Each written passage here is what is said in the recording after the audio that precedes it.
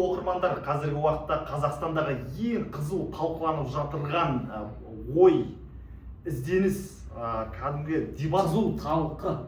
Қызу талқы бұл Қазақстан Республикасының жаңа конституциясының жобасы. Біз де мұқан екіміз сәл шағын талдау жасап шығардық. Өздеріңізге белгілі 35 жылдағы тәуелсіз заманымызда біз яғни екі конституцияны көрдік. Бұл 93 және 95 жылғы, үшіншісі міне 26 жылғы жоба болып отыр. Әрине ішінде айтар мәселе өте көп. Барлығына қазір біздің уақытымыз жетпейді. Бірақ дегенмен де қазақ тілі үшін біздің ұсынысымыз, біздің ойымыз сіздерге жетуі тиіс деп ойлаймын. Қараңыздар, 93 жылы мемлекеттік тіл қазақ тілі, нүкте. Орыс тілі ұлтаралық қарым-қатынас тілі болып табылады дейді. Қандай керемет! Яғни бұл баптың ішінде кез келген азамат өзіне ыңғайлы тілде сөйлеуге құқылы екендігін дәлелдеп берген.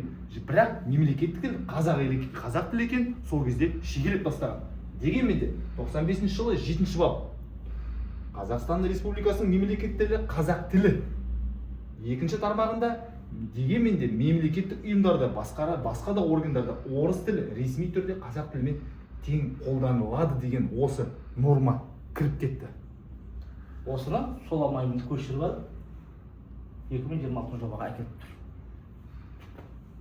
Осы баптың әсері, осы баптың екінші нормасының кең түрде қолданылуы менің ойымша жалпы біздің Қазақстандағы қазақ тілінің мәртебесінің асқақтамауына, Қазақстандағы қазақтардың өз елінде жүріп толық тілде, өз ана тілінде сөйлемеуіне, біздің Қазақстанның ғылымы, білімі, оқуы, барлық потенциалы ашылмауы, және де ең басы басқа әлемдік қарым-қатынастарда техниканың дамыту керек жерлерінде кітаптар мен ғылым ізденістің қазақ тілінде сөйлемеуіне кедергі болған секілді.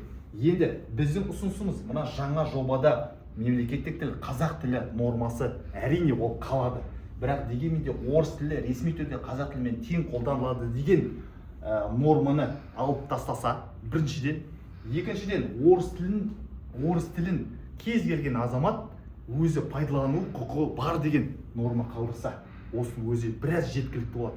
Және де мемлекеттің тілі бұл қазақ тілі екен ол міндет, яғни мемлекеттің барлық қарым-қатынасында қазақша болуы тиіс. Ал енді азаматтардың өз бір-бірімен қарым-қатынасында ол өз құқығы бойынша таңдай алатын болса, сонда ғана мемлекеттік тілдің қазақтың тілінің мықты екенін сол кезде ғана дамып көрсетілетін еді. Және де өздеріңіз байқап отқандай, мемлекет жаңа бапта мемлекет біртұтас Қазақстан халқының тілдерін үйрену үшін деп көрсетіп қояды.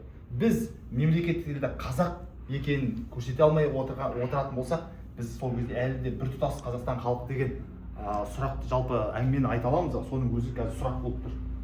Естеріңізге сала кетейін, Батыс су арнасының директоры Әнуар Бөкенұлы Аргенов қазақ тілінде сөйлеуден бас тартқан үшін біз арыз берген болатынбыз, арызданған болатынбыз, соған жауап келді қалалық әкімшіліктен.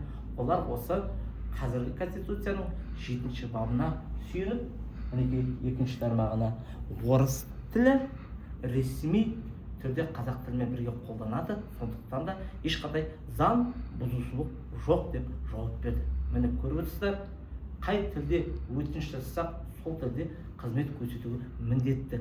Бұл масқара, қарабет, екі қазақ бір-бірімізге қазақша сөйлейсіз деп сотқа беріп жатырмыз.